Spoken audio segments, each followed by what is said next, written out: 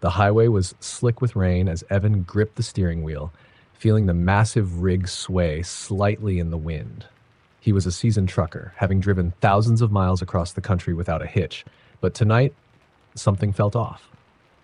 His usual route through the quiet back roads of Texas had been rerouted due to construction, so he was stuck on Route 71, a desolate stretch where trucks rarely ventured at night. The rain cascaded down his windshield in sheets, and the wipers struggled to keep up. Just another night, he muttered to himself, rolling his shoulders to relieve the tension building between them. The radio crackled to life with static, but no matter how much he turned the dial, there was no music, just static. Then, faintly, a voice broke through. "Anyone out there?" Evan pressed the button on his CB radio. "Yeah, this is Big Blue. Over. You okay out there, driver?" Silence for a moment. Then the voice came back, a little clearer but still distorted. I'm lost. My truck broke down. Been out here too long. Something out here." The voice sounded unsteady, as if he was breathing heavily, panicking. "Where you at?" Evan asked, eyes flicking to the GPS. The route stretched empty before him. "I can come get you some help." The line crackled, and then the voice came back, more desperate. Don't look behind you." Evan's heart skipped a beat. "What do you mean?" But the line went dead. A shiver ran down his spine, but he tried to shake it off. Just a prank, he told himself. Or maybe the guy's mind was playing tricks on him. Long nights on the road could mess with a person. But something gnawed at him, a feeling that was hard to dismiss. Evan kept driving, glancing in his rearview mirror every few minutes, fighting the growing urge to check over his shoulder. The rain began to ease up, but the night was dense, darker than any he could remember. It was as if the world had stopped beyond the reach of his headlights. Several miles later, his headlights caught the outline of a figure on the side of the road, a lone figure standing in the ditch, soaked. The figure was barely visible, but as Evan approached, he could make out that it was a man in a stained, rumpled jacket, his face hidden by the shadow of a hood. Instinct told Evan to keep driving, but something about the figure held his gaze. He was staring at Evan's truck, standing perfectly still, as if he had been waiting. Evan slowed down, his eyes fixed on the stranger. He knew he shouldn't, but the compulsion to help overrode his better judgment. He rolled down his window just a crack. "Hey, you all right?" The man didn't respond at first. When he did, his voice was hollow, like it was coming from far away. "You got a spare tire?" "Yeah, but..."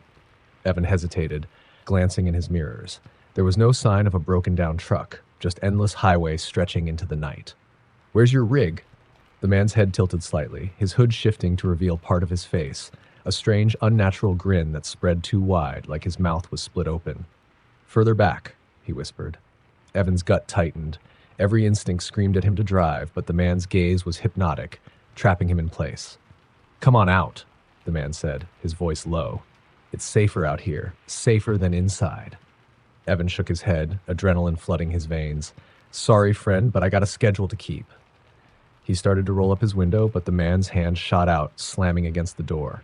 His fingers were pale, almost translucent in the light, as if his skin were stretched too thin. "You're gonna need it," he rasped. "You'll need a spare when it happens. When you stop." Evan threw the truck into gear and stomped on the gas, heart hammering as the tires spun on the wet pavement. The man's hand slipped off the door, but his face remained burned into Evan's mind, that unnatural grin, the hollow stare. He didn't stop until he was miles down the road, and even then he kept checking his mirrors, half expecting to see the man standing in the road behind him. But he was alone. Hours passed, the radio still dead, the road a twisting ribbon of empty blackness. He hadn't seen a single car or truck since the encounter, and the silence was oppressive. Then, as he came around a bend, his headlights illuminated a familiar shape ahead, a semi jackknifed in the middle of the road, hazard lights blinking faintly. He slowed, scanning the scene. The truck's door hung open, and it looked like it had been abandoned for a while, covered in a thin layer of grime, but with no signs of a crash. Cautiously, he rolled down his window and called out, "Hello, anyone there?" Silence. As he started to pull around the rig, something caught his eye. A smear of handprints on the side of the trailer, streaked and muddy, trailing off into the darkness. His stomach churned. He could almost hear the voice from the CB radio, whispering, "Don't look behind you." His headlights flickered, and for a moment, everything was swallowed in darkness. When the lights returned, he saw a figure standing just off the road in the brush, a man with a stained jacket, grinning widely.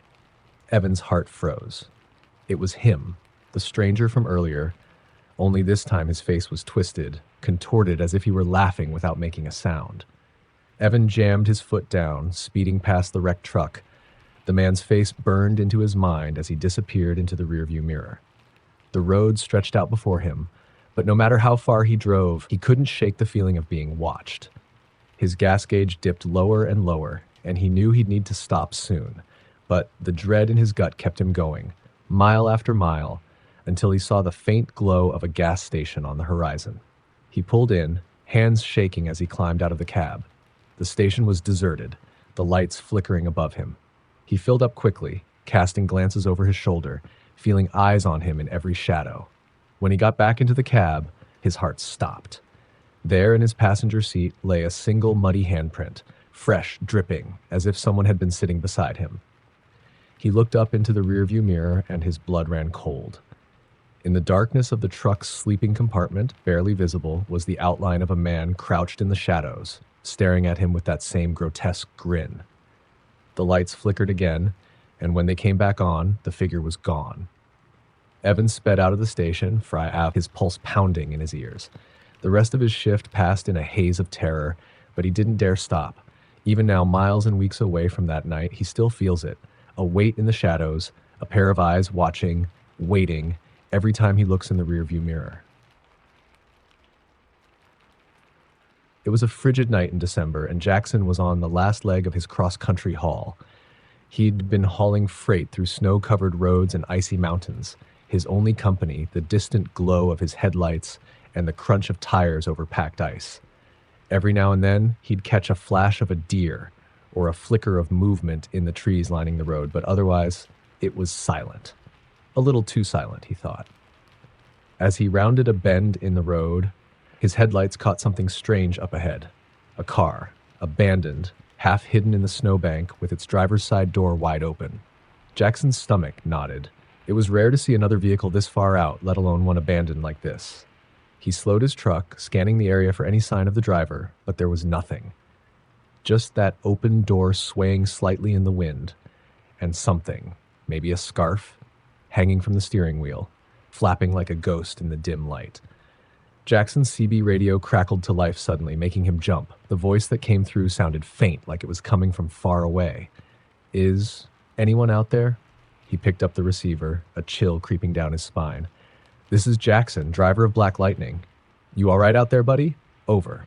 There was a pause, just static. Then the voice whispered, barely audible, "It's cold, so cold." Jackson glanced back at the abandoned car and his skin crawled. "Where are you?" he asked, gripping the receiver tightly. "Close," came the reply, the voice distorted and shaky. "Help me, please. It's so cold." Without thinking, Jackson pulled his truck to the side of the road and got out. The icy wind bit into his skin as he stepped closer to the car, calling out, "Hello? You in there?" No answer, only the low howl of the wind. He peered inside the vehicle. There was no one there, just an old blanket tossed over the passenger seat, covered in what looked like dark, dried stains. His heart skipped a beat as he looked closer. The stains were reddish-brown, crusted over and smeared, as if someone had struggled inside. The CB radio in his truck crackled again, and he spun around, breath clouding in the freezing air. "Please, help me. I'm so cold." The voice was louder now, more urgent. He moved back to his truck and picked up the receiver. "Where are you? Talk to me. Are you hurt?" The voice came again, faint and barely there. Look behind you." Jackson's blood froze. Slowly he turned, his breath shallow and his pulse pounding in his ears. The abandoned car was still there, but now, just behind it, he could make out a figure, a shadowy form, hunched and shivering, watching him from the edge of the trees. Who's there?" he stammered, his voice barely a whisper.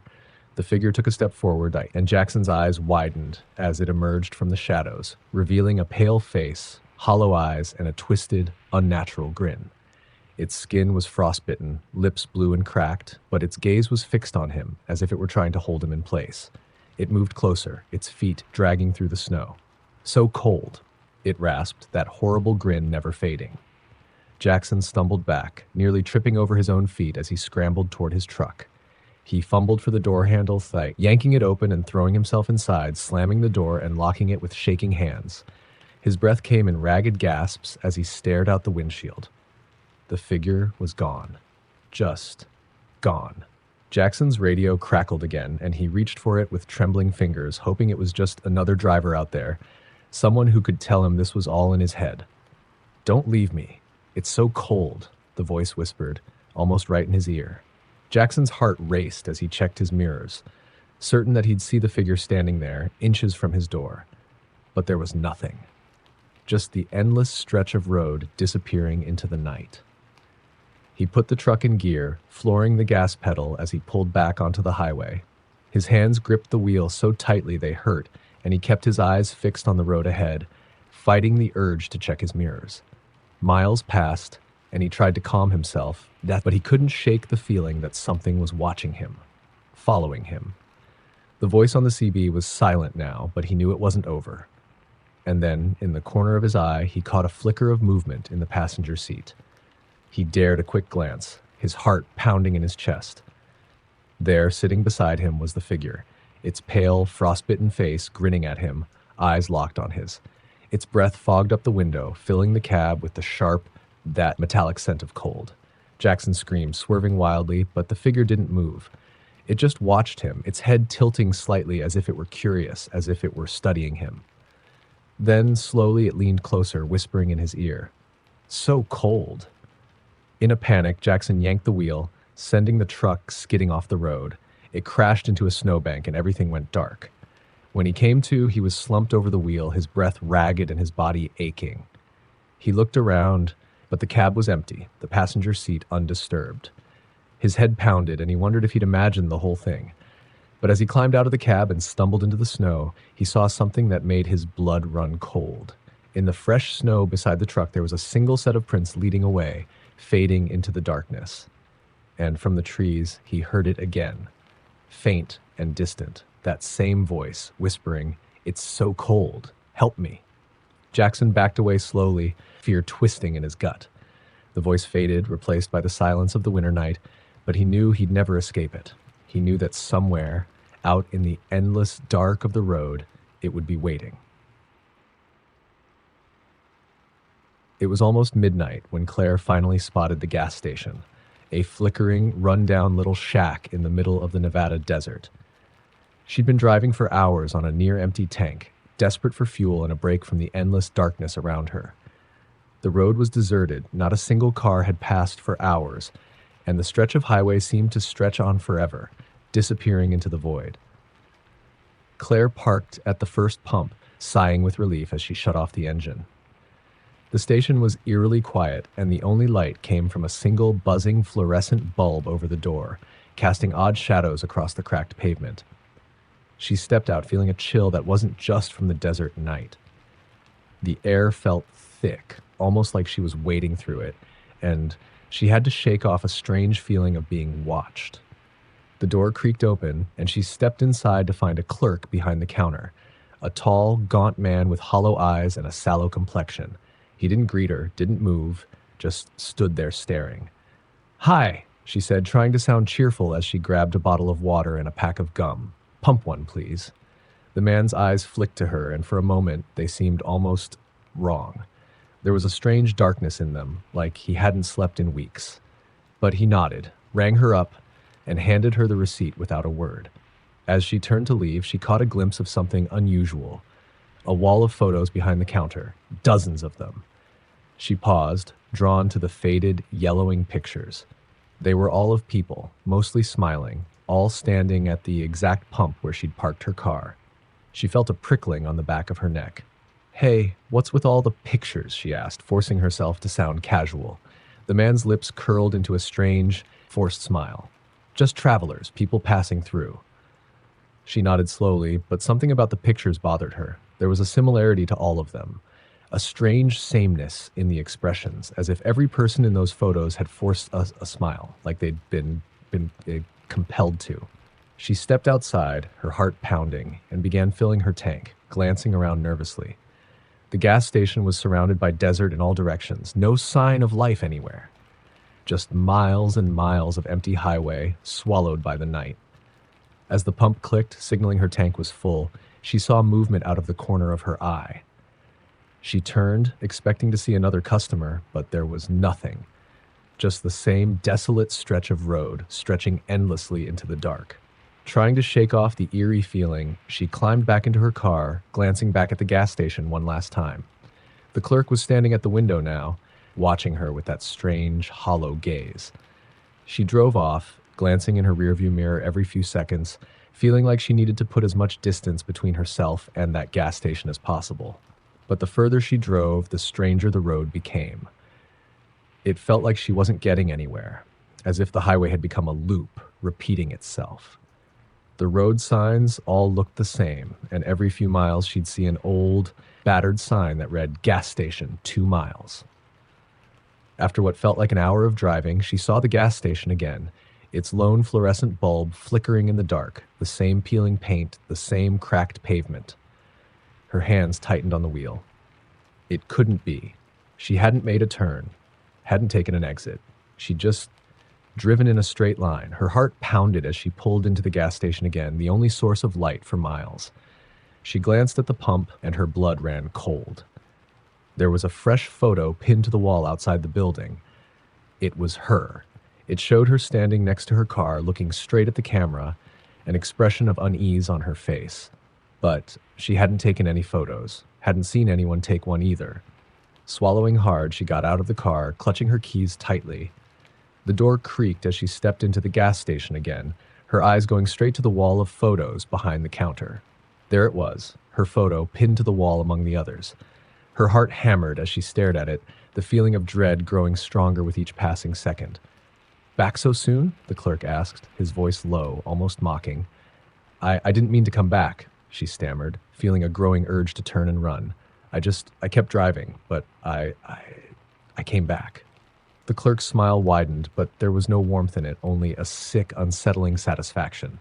"Some people pass through, others stay." "What does that mean?" she asked, her voice barely a whisper. The man leaned forward, his eyes dark, his voice almost a whisper.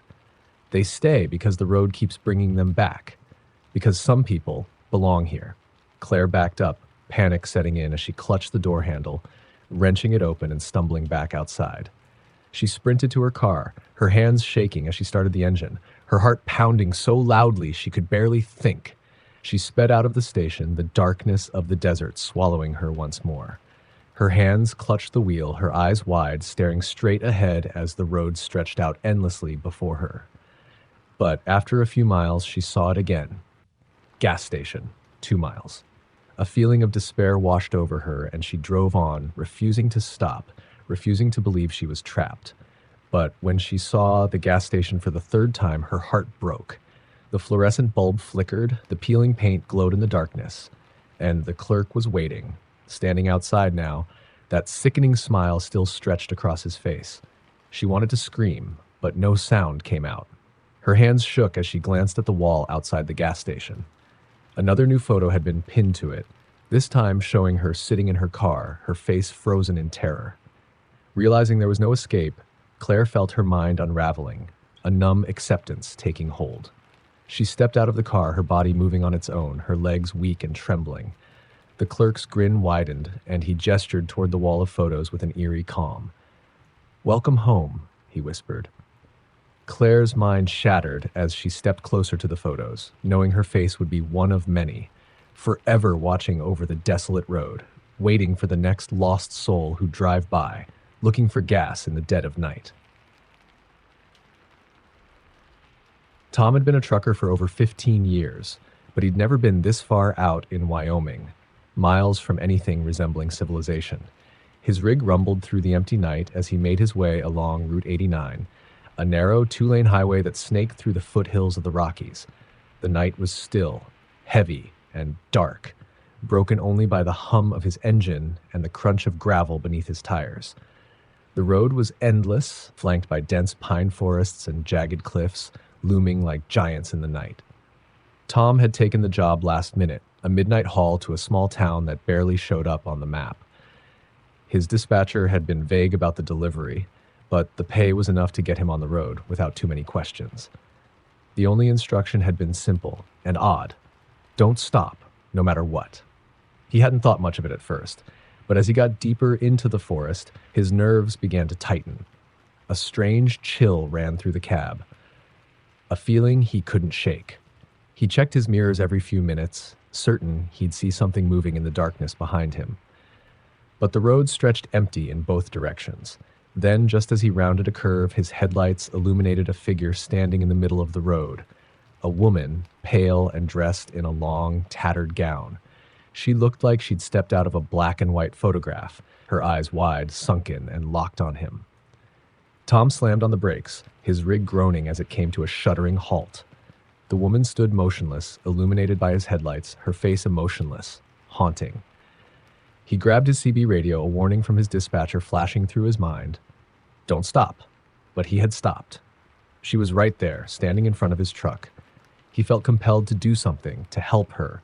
But as he started to open the door, she lifted her hand, pointing toward the woods. Her mouth opened, and a hollow, ghostly voice echoed across the clearing. "Help me," she whispered. Her voice was barely there, like a memory floating on the wind. Tom hesitated. His instinct was to help, but something about her was wrong. Her face looked twisted, unnatural, as though the skin had been stretched over a skull that didn't quite fit. The warning played in his head again, louder this time. Don't stop. He pulled the door shut, shifted into gear, and rolled forward. As he passed her, she vanished like smoke dissipating into the night. Heart pounding, Tom drove on, fighting the urge to look in the mirrors. But the image of her face stayed with him. He couldn't shake it, couldn't ignore the feeling that she was still out there watching. After a few miles, he saw her again, standing by the road, her back turned, her figure pale against the darkness. He tried to ignore her, focusing on the road ahead, but as he passed, she stepped forward, reaching out toward his truck. He could have sworn he heard her voice, faint and mournful. "Help me." His hands clenched the wheel, and he sped up, trying to escape the feeling of being watched. But she appeared again and again, each time a little closer, each time looking more desperate, more hollow, her eyes darker, filled with something he couldn't understand. The radio crackled to life, startling him. Static filled the cab, followed by a familiar voice, his dispatcher. "Tom, don't stop. No matter what. She's been out there a long time. She doesn't mean you any good." He grabbed the radio. "You could have told me what I'd see out here, Larry." There was silence on the other end, then his dispatcher's voice came back, lower and more urgent. "Just keep driving, Tom. She's not what she seems." A chill ran down his spine. He wanted to ask more, but the signal cut out, leaving only dead air. He was alone again, the only sound his engine and the soft, rhythmic thumping of his tires. Then he saw her in the road again, directly ahead, but this time she was closer, her face more twisted and haunting than ever, her mouth open in a silent scream. She raised both hands, reaching toward his truck. He forced himself to keep going, heart racing as he sped up. Just as his truck passed her, he heard a loud thump, like something heavy hitting the side of the cab. The sound made him jump, and he nearly swerved off the road.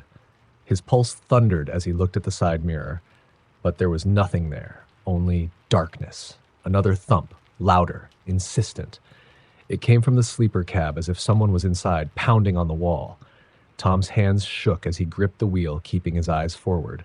Whatever it was, he wasn't going to stop. The pounding grew louder, more desperate, filling the cab with a sickening rhythm. He could feel the vibrations through the seat, each one a reminder that he wasn't alone. But he didn't dare look back. He drove on, teeth clenched, focusing on the road ahead. Then the pounding stopped, replaced by a soft, eerie whisper that filled the cab. "Help me, please. It's so dark." He could feel a presence behind him, something cold and heavy, watching him from the sleeper. The voice grew louder, pleading as if it were inches from his ear. He wanted to turn around to see what it was, but he kept his eyes on the road, fighting the urge to look. Finally, after what felt like hours, the presence faded, and the cab grew silent. The feeling of dread lifted, and he glanced in the rearview mirror, half expecting to see her face. But there was nothing, just the empty road behind him. Tom sped up, heart pounding as he put as much distance as he could between himself and that place. As dawn broke over the mountains, he finally reached the edge of the forest feeling a strange relief as the trees thinned and the sunlight spilled onto the highway. He pulled over, taking a deep breath, his hands still shaking. As he climbed out of the cab to stretch, he glanced at the side of his truck, where he'd heard the thump. There, smeared across the metal in long, dark streaks, were handprints, ghostly, pale marks, like someone had been clawing at the side of his truck trying to get in. His dispatcher's voice echoed in his mind. "She's been out there a long time. She doesn't mean you any good." Tom climbed back into his truck, his mind numb, but one thing was clear. He'd never take that route again. And as he drove off, he couldn't shake the feeling that somewhere out there she was still waiting.